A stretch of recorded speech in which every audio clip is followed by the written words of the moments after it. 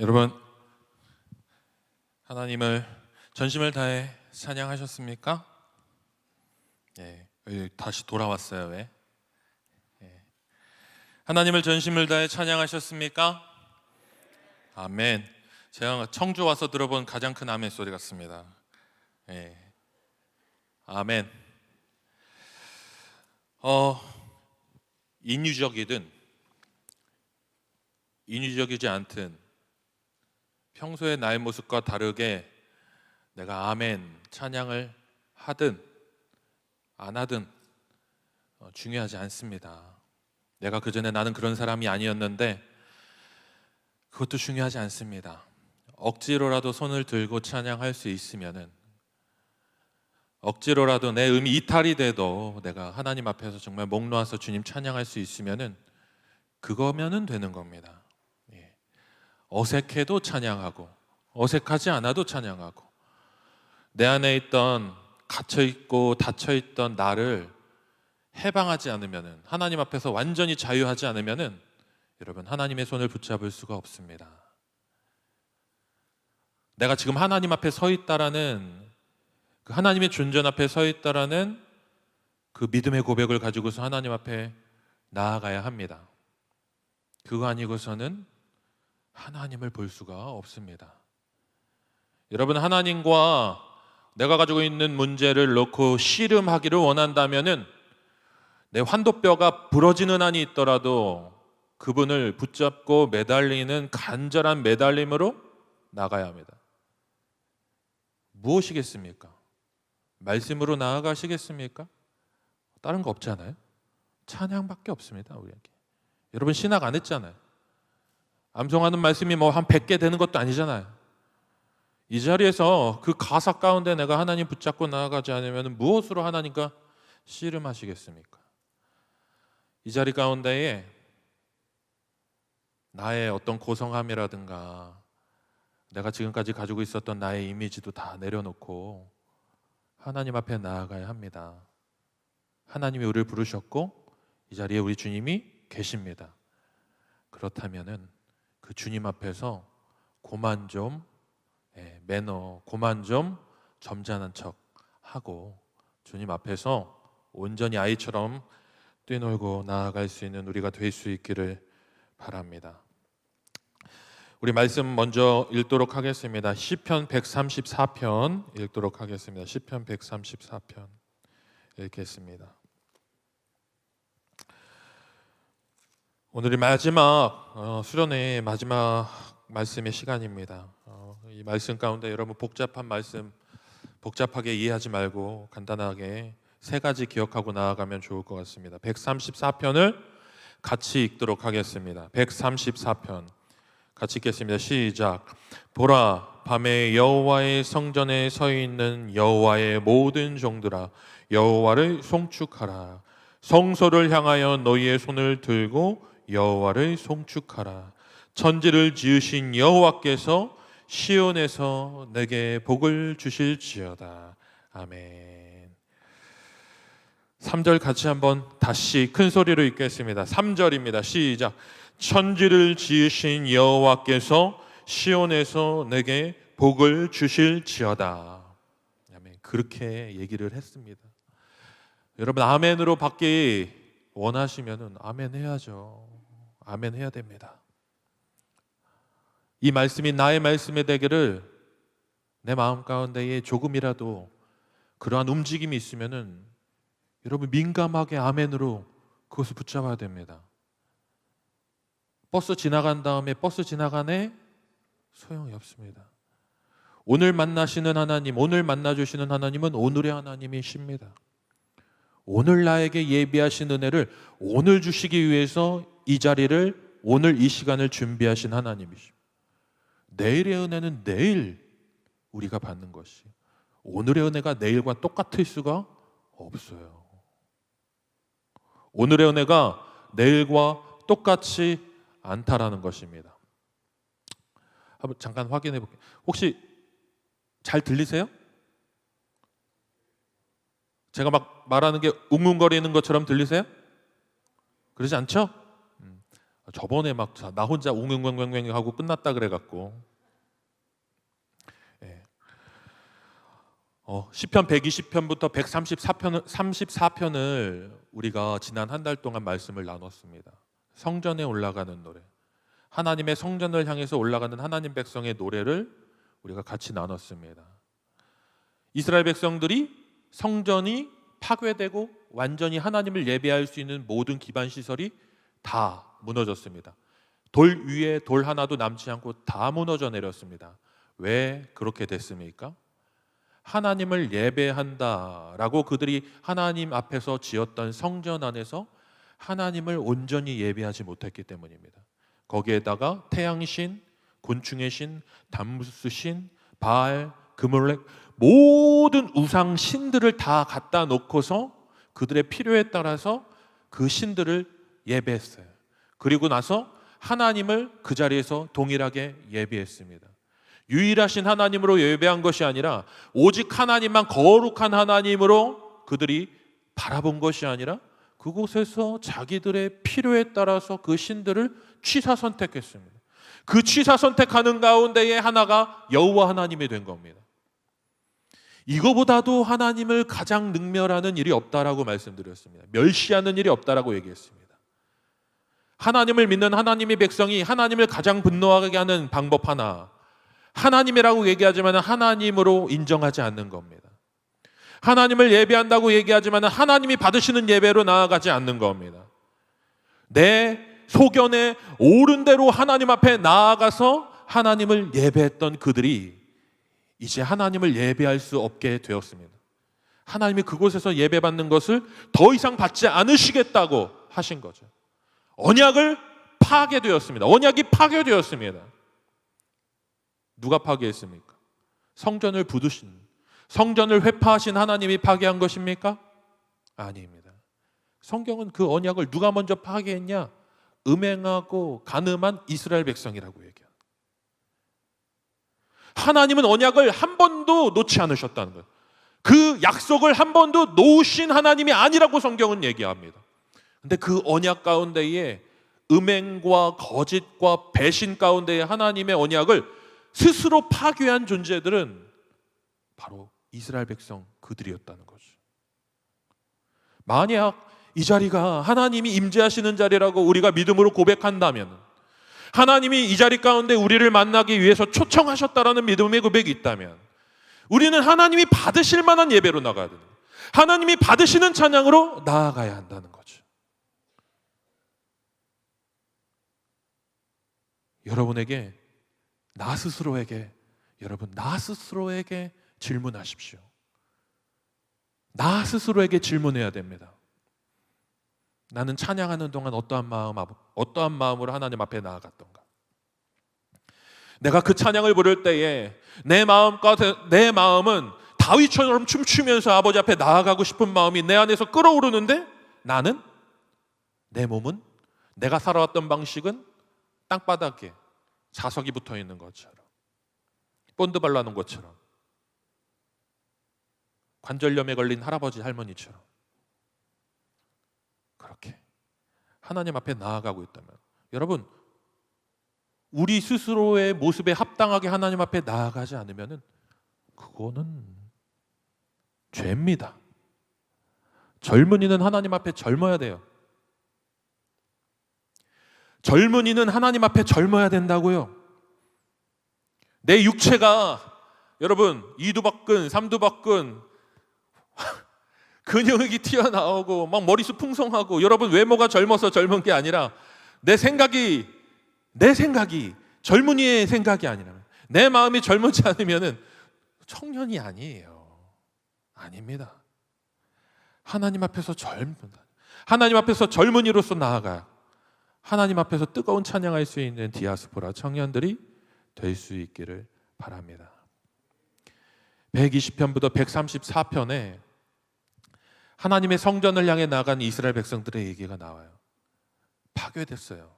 성전이 파괴됐어요. 다시 한번 회상해 봅시다. 하나님은 성전에서만 예배 받으시는 하나님이라고 우리는 말씀에서 끊임없이 들었어요. 하나님은 이곳에서 우리의 예배를 받으십니다. 아멘이십니까? 이곳에서 우리의 예배를 받으시는 하나님이심을 믿으십니까? 그러나 이곳에서만 우리의 예배를 받으시는 분은 아니에요. 믿으십니까? 그런데 이곳에서 우리의 예배를 받으시는 하나님은 이 예배를 특별하게 받으셔요. 믿으십니까? 여러분, 이 자리는 특별한 예배의 자리라는 겁니다. 성전에서 드리는 하나님을 예배드리는 것은요, 결코요 진부한 예배가 아닙니다. 삶의 예배, 우리의 삶의 예배 우리가 많이 강조하지만 성전에서 하나님의 백성이 모여서 하나님을 향해 손을 들고 찬양하는 것은 결코요 진부한 예배 아닙니다. 이스라엘 백성들은 단 3번밖에 하나님의 성전을 향해 나아가서 예배드릴 수가 없었습니다. 그들의 환경상 평생에 한 번 예루살렘 성전 가서 예배드리기를 간절히 원했던 사람들이 그들이었습니다. 그 노래가 바로 120편부터 134편의 이야기예요.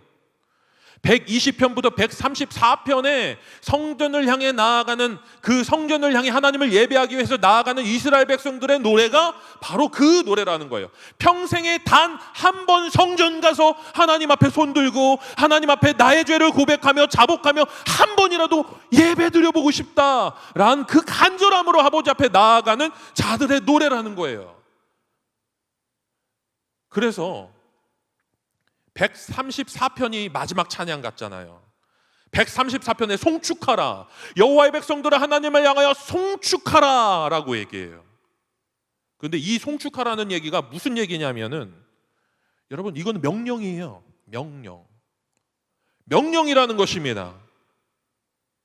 송축하라.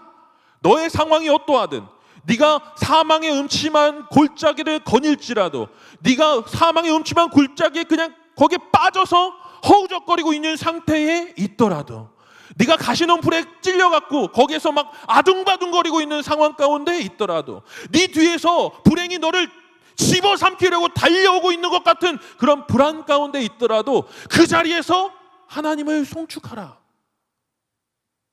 그냥 그 자리에서 송축하라는 얘기예요. 명령이에요. 재밌는 얘기 하나 들려드릴까요? 우리가 이스라엘 백성들 굉장히 많이 욕합니다, 지금 요즘 이 시대에. 그런데 이스라엘 백성들이 예루살렘이 역사적으로 3번 회파됐다라고 얘기해요. 3번. 역사적으로 3번 회파됐어요. 3번 무너졌어요. 첫 번째가 아수르가 침공했을 때, 바벨론이 침공했을 때에 이 성전이 한번 회파돼요. 성전이 한번 회파된다고요. 그리고 로마에 의해서 마지막에 한 번 더 회파가 됩니다. 3번째 성전 건축은 그냥 보완이에요. 그런데 이 로마에 의해서 성전이 파괴되었을 때에 이스라엘 백성들이, 강경한 이스라엘 백성들이 이 성전을 지키기 위해서 정말 사력을 다해서 그냥 싸웠습니다. 대제국 로마에 대항해서 아주 작은, 중동의 아주 작은 그 한 나라에 그 하나님 백성이라고 얘기하는 사람들이 목숨을 걸고 그 성전 지키기 위해서 싸웠어요. 그런데 성전을 무너뜨릴 수가 없네요. 로마가 결코 성전이 무너지지가 않는 거예요. 예루살렘 성전을 무너뜨릴 수가 없는 거예요. 그러니까 로마의 그 역사를 기록한 그 역사서에 뭐라고 얘기하냐면은, 이 로마의 군인들이 예루살렘 성전을 무너뜨리기 위해서 무슨 계략, 무슨 전략을 썼냐면은, 포로를 잡아갖고 이스라엘 백성들의 그 전통을 들으니 이 사람들이 6월절에 하나님을 예배하기 위해서 모든 것들을 관둔다, 아무것도 하지 않는다는 것을 알게 되었습니다. 그때 쳐들어와서 몰살당했어요. 하나님 예배하러 들어왔을 때에, 예배할 때에 쳐들어와서 다 몰살당한 거예요. 쳐들어왔는데 이방인들에게 자신의 목숨이 이방인들의 손에 죽는 것을 허용할 수 없어서 다 거기에서 스스로 목숨을 끊고, 하나님 예배하는 것에 이제 방해가 되고 하나님의 성전이 더럽혀지는 것을 보지 못하니까 거기에서 다 스스로 목숨을 끊고 저항하지 않고 거기에서 끝났습니다.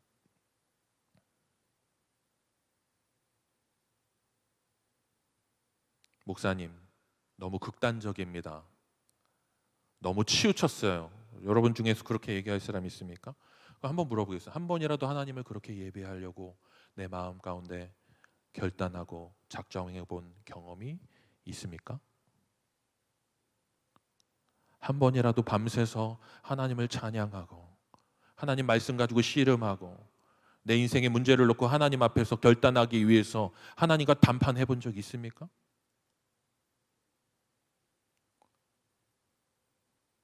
나의 신앙이, 나의 믿음의 고백이 감성적인 영역에 머물러 있는 이들은요, 그 감성적인 영역이 메말라 버리고 부서져 버렸을 때에 금방 광야를 경험하게 됩니다.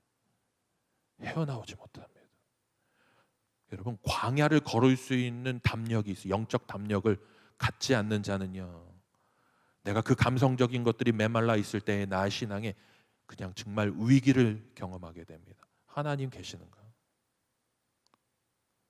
근데 광야를 걸을 수 있는 영적인 담력을 가지고 있는 신앙은 그거 아닙니다. 광야 가운데서 하나님과 씨름하는 믿음입니다. 광야 안에서 40일 금식하는 영성입니다. 거기에서는 체면도 필요 없습니다.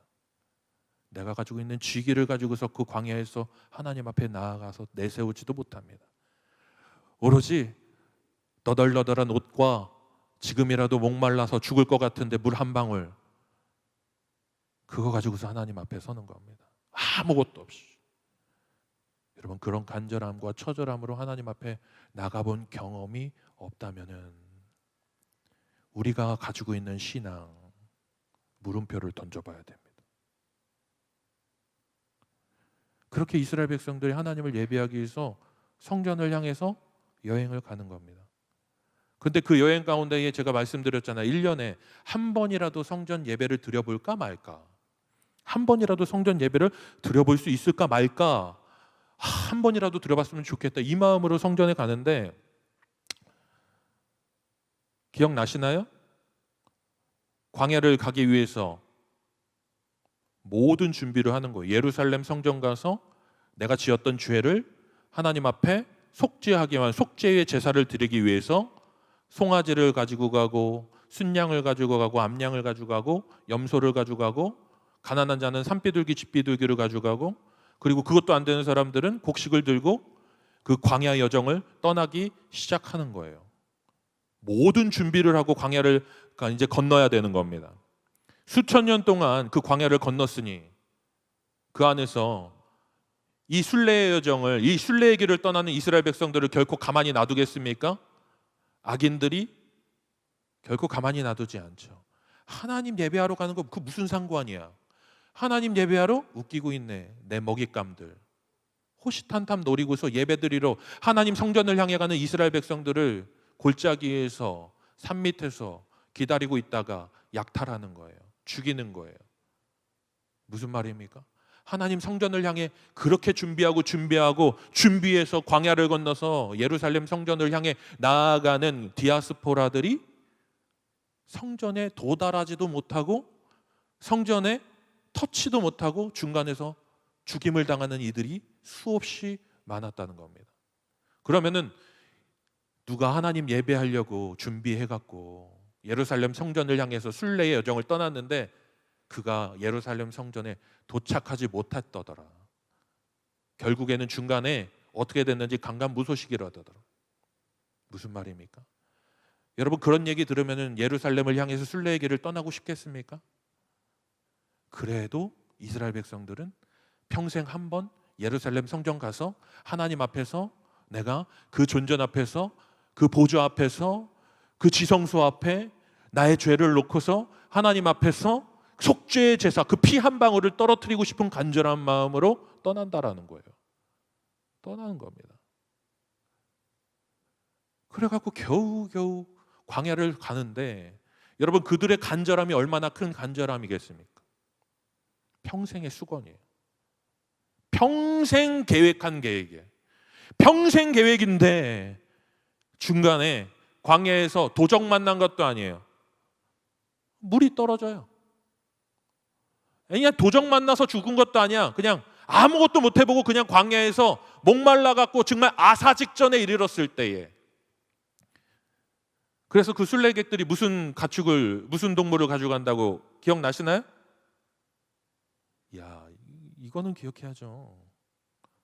142편 사슴이 시냇물을 찾기에 갈급함같이 내 영혼이 주를 찾기에 갈급하나이다. 여러분, 그 사슴이 광야에서 낙타는 풀냄새를 맡지 못해도 사슴은 풀냄새를 맡고 물냄새를 맡는다. 거의 모든 순례객들이 아사 직전에 죽기 지경에 이르렀을 때에 그들이 데리고 왔던 사슴이 요동치고 발버둥치면은 주변에 물이 있다라는 거예요. 풀이 있다라는 거예요. 그럼 그 사슴을 풀어놓는 거예요. 그럼 사슴이 정말 죽기 직전에 목이 거의 정말 메말라 갖고 거의 아사 직전에 그 사슴이 내다름질 쳐갖고 그 시냇물이나 오아시스에서 물을 먹든지 먹지 못하고 근처에서 목말라서 죽든지,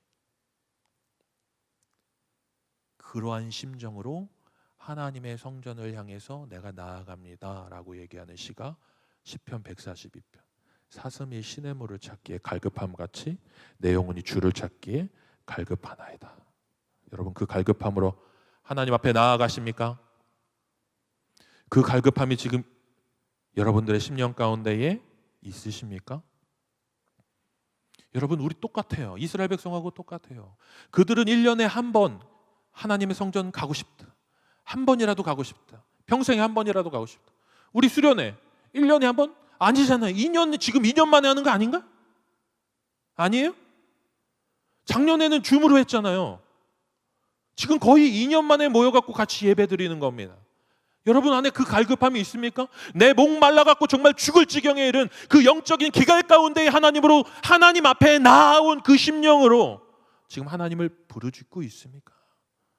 질문하는 거예요. 나 자신에게 질문하세요. 그렇게 겨우겨우 성전, 그 예루살렘을 향해서 도착했을 때에 그 설레임, 그 두근거림, 그 벅참,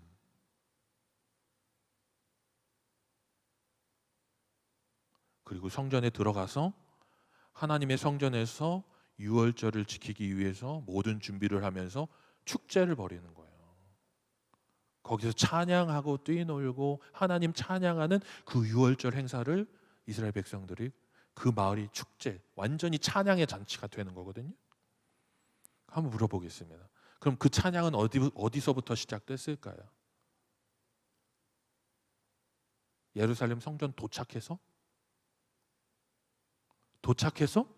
아니야. 그 성전을 향해서 그 여정을 떼는 첫 걸음부터 찬양은 이미 시작된 거예요. 내가 산을 향하여 눈을 들리라. 나의 도움이 어디서 올까? 나의 도움은 천지를 지으신 여호와에게서로다. 이미 그들은 그 여정 시작할 때부터 찬양으로 그 여정을 시작했고, 중간에도 목마르고 갈급할 때에도 사망의 음침한 골짜기 가운데 주님 나를 건져 주시옵소서. 내가 목말라 아사지경에 이르렀습니다. 나를 건져 주시옵소서. 여러분, 사막 가운데, 광야 가운데에 그 위기 가운데, 죽음의 위기 가운데에서도 계속 그 여정 가운데 찬양은 한 번도 쉬지 않고 그들의 여정 가운데 울려 퍼졌습니다. 그들은 광야에서 다윗을 묵상했어요. 다윗이 도망자의 신세가 되었을 때에 다윗이 도망자의 신세에서 그 다윗이 지었던 그 시를 광야에서 노래 불렀다고요. 그들이 포로로 끌려갔을 그 바벨론의 그 땅에서, 그 광야에, 그 바벨론으로 끌려가는 그 여정 가운데서 광야를 바라보면서 그 죄인으로, 도망자로 그렇게 유리했던 다윗을 묵상하면서 다시 예루살렘으로 돌아오게 하실 것이라는 그 하나님의 그 언약을 그 찬양하면서 광야를 횡단했단 말이에요. 무슨 말을 하려는지 여러분 이해되십니까? 힘드세요? 괴로워요? 삶에 어려운 문제가 있어요? 그래서 찬양 못하겠어요. 내 마음이 찬양을 할 수 없는 마음입니다. 아니야. 하나님의 백성들아 송축하라, 이 얘기는요, 네가 마음으로 괴로워도, 너가 정말 마음에서, 목에서 쓴물이 올라오는 것 같은 괴로움 가운데 있다 하여도 송축해라. 네 목에 칼을 들이대고서 너에게 죽음의 위협을 하고 있는 그 사람 앞에서도 하나님을 송축해라. 네가 그 칼 앞에서 대적하는 것을 선택하는 것이 아니라, 주님, 내가 죽을 지경입니다. 죽을 것 같아요. 주님, 나를 돌아봐 주세요. 아까 낮에 했던 그 설교가 그 얘기 아니에요. 하나님께 맡기는 거죠. 여러분, 우리는 인생의 모든 순간 가운데요, 결코 찬양을 부르지 못할 이유, 찬양을 불러서는 안 되는 이유를 찾을 수 없습니다. 하나님 백성으로서 곤곡 가운데서도 우리는 찬양하고, 낙심 가운데서도 찬양하고, 회복함 가운데서도 찬양하고, 공급함 가운데서도 찬양하고, 건짐 가운데서 찬양하고, 모든 순간이 우리가 찬양할 이유들로 넘쳐난다는 겁니다. 코로나 마스크 썼기 때문에, 여러분 마스크 썼기 때문에 마스크 안에서 여러분 입 뻥긋뻥긋 하고 있는지 내가 무슨 수로 확인할 수 있겠어요? 내가 예수님도 아니고. 제가 예전에 아주 은혜로운 예화를 하나 들었었어요. 독일의 한 병원에서 있었던 얘기, 한번 들어보셨을 수도 있어요. 독일의 한 병원의 그 수술실에서 한 여인이 누워 있는 거예요. 수술을 준비하고 있는 거죠. 수술을 준비하고 있는데 그 여인이, 그 수술을 준비하고 있는 의사들과 그 차가운 그 병실 위에 누워 있는 그 여인이 이제 곧 수술을 하게 되었습니다. 이제 준비가 되었냐고 의사가 얘기하고 간호사가 이제 곧 수술 들어간다고 얘기하는 거예요. 근데 이 여인이 잠시 하는 기도를 하면서 기도를 하고 의사 선생님에게 이렇게 얘기하는 거예요. 선생님, 제가 이제 곧 수술을 하는데 잠시 내가 혼자 시간을 가질 수 있는 시간을 갖게 해달라. 의사 선생님이 그 눈을 보고 잠시 생각하다가 알겠습니다 하고 간호사들과 의사 선생님이 다 그 병실 안 수술실 밖으로 나갑니다.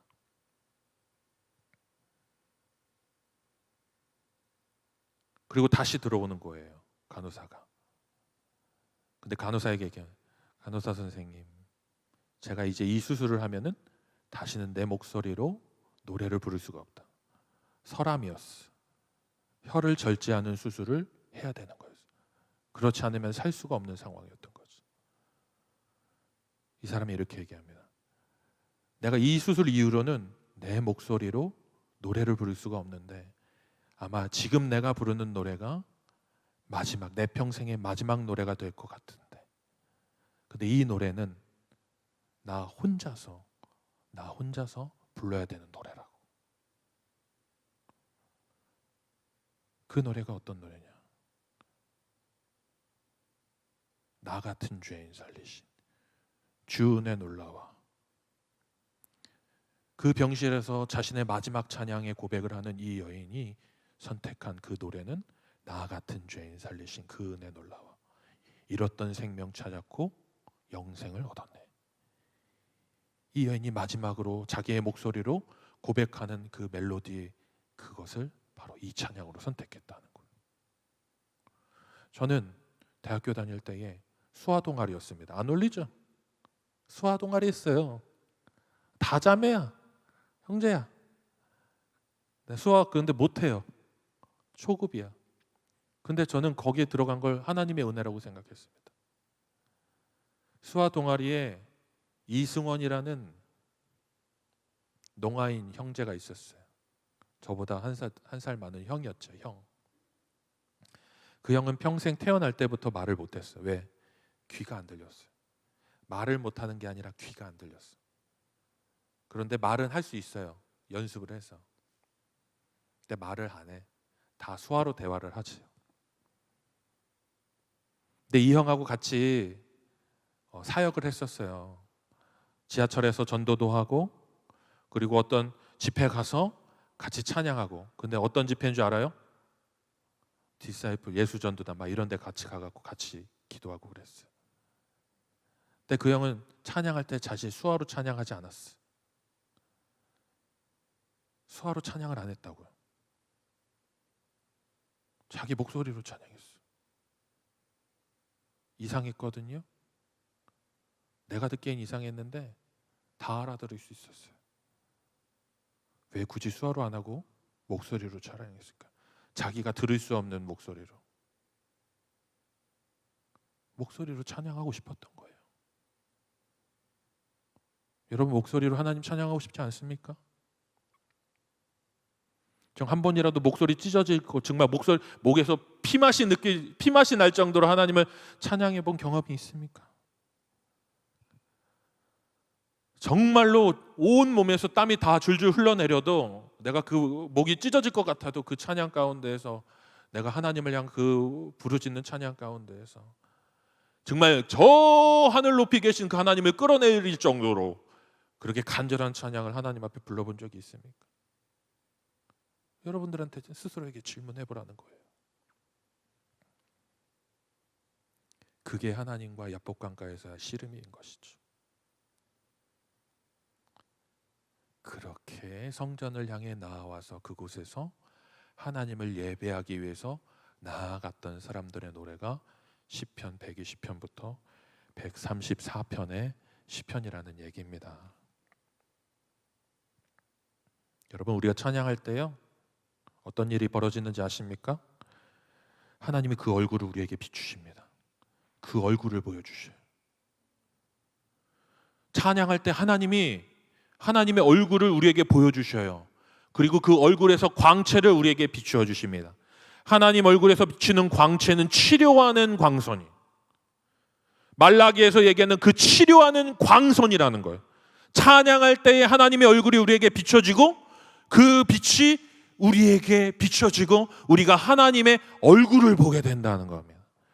등을 보는 것이 아니요, 손을 보는 것도 아니요, 옆모양 보는 것이 아니고 하나님의 얼굴을 보게 된다는, 분이엘, 하나님의 얼굴을 보게 되는 역사가 일어나게 될 줄로 믿습니다. 치료하는 능력이 그 안에 나타나게 된다라는 것입니다. 두 번째, 하나님이 우리의 찬양 가운데 어떠한 일을 행하시냐? 하나님은 찬양 가운데 연합하게 하십니다. 연합하게 하신다는 거예요. 하나 되게 하신다는 거죠.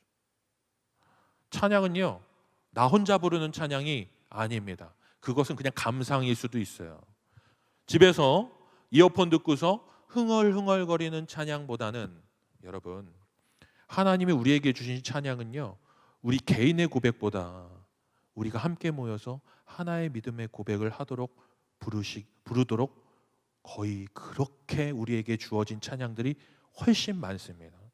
같이 고백하는 거죠. 왜냐? 우리가 하나의 신앙의 고백을 가진 그리스도의 공동체라는 것을 찬양 가운데 확인하게 된다는 거거든요. 여러분, 찬양 가운데 연합과 회복이 일어나게 돼요. 막힌 담이 뚫려요. 무너져요. 우리 안에 갖고 있었던, 우리가 쌓아 올렸던 담이 무너지고, 우리 안에 어색했던 그것들을 하나님 걷어가시고, 우리에게 단절하게 하고 분열하게 하는 사탄의 세력들을 몰아내시는 역사가 찬양 가운데에 일어나게 된다는 것입니다. 로맨 16, 19 say 많이 불렀잖아요. 아니에요? 했잖아요. 로맨 16, 19 say. 나도 많이 했어요. 율동도 했었어 나중에. 자, 세 번째로, 하나님은 세 번째로 찬양할 때에 저주를 끊어내고 복을 내려주십니다. 여러분, 하나님을 찬양할 때에 저주가 끊어지고 복이 하늘에서 쏟아집니다. 저주가 끊어진다는 것은 무엇이냐면, 나를 얽어매고 있는 죄악의 쇠사슬, 나를 괴롭게 하는 문제들, 나를 지배하고 있는 그 문제들로부터 자유로워져요. 내가 기도할 수가 없어요. 차마 고백할 수가 없어. 하나님, 저거를 좀 해결해 주세요라고 내 입술로는, 내 정신으로는, 내 지성으로는 차마 입술로 뗄 수 없는데, 찬양 가운데 하나님이 선포하게 해버려요. 고백하게 해버려. 그리고 물러가라고 선포해버리네. 어떤 일이 벌어집니까? 저주가 끊어집니다. 저주가 끊어지는 순간 우리는 하늘의 복을 한량없이 누리게 되는 은혜를 맛보게 된다는 겁니다. 믿으십니까? 일어나십시오. 일어나십시오.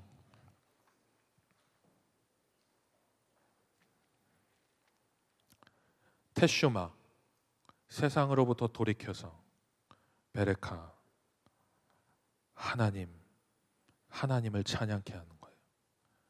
하나님, 우리가 세상으로부터 가지고 있었던 속박, 굴레, 그리고 우리의 어떤 추구했던 세속적인 모든 것들로부터 지금 이 순간 우리를 돌이키는 겁니다.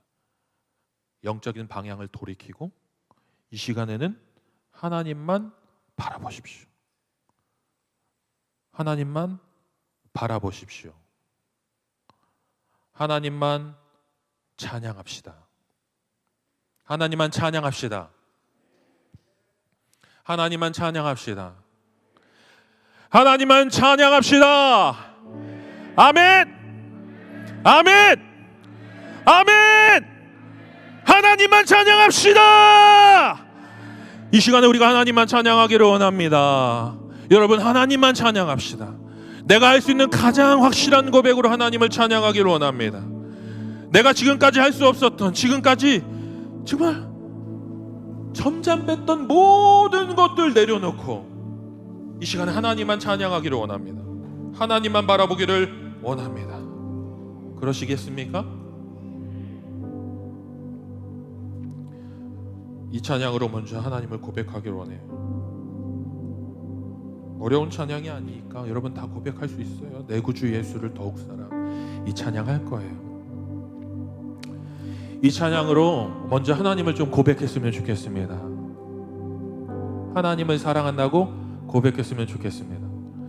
그리고 여러분, 내가 지금 찬양하기 불편한 조금 자리 있으면 통로로 나오세요. 통로로 나오시라고. 나오시고 좀 더 편하게 하세요. 편하게 자리를 좀 띄세요. 조금 더 띄세요.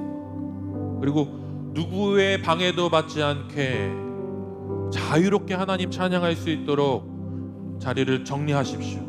다 정리하세요. 그리고 이 시간에 하나님만 고백하도록 하겠습니다. 그리고 만약 찬양하는 가운데에 내가 하나님 앞에 무릎 꿇고 싶은 마음이 있으면 무릎 꿇어야 돼요. 내가 찬양하는 가운데 무릎 꿇고 싶은 마음에 내 안에 막 동요가 일어나잖아요. 그러면 무릎 꿇어야 돼요. 순종하세요. 성령이 주시는 그 세미한 그 메시지에 순종하면서 하나님을 찬양합시다. 손 들고 싶은 마음을 나에게 주신다 그러면은 눈 감고 손 들고 찬양하면 돼요. 여러분, 저도 허리 아픈데 아까 막 찬양하는데 뒤에서 뛰는데 더 뛰고 싶은데 몸무게가 너무 많이 나가서 다 핑계야. 핑계. 할 수 있다니까. 할 수 있어요. 다. 안 돼요? 할 수 있다고 하다 보면은 돼. 내 정신으로는 안 돼. 성령께서 하시면 되는 거지. 자, 성령께 맡깁시다. 그리고 찬양합시다. 그리고 이 찬양의 가사를 내 영혼의 고백으로 하나님 앞에 올려드립시다. 내 구주 예수 더욱 사랑.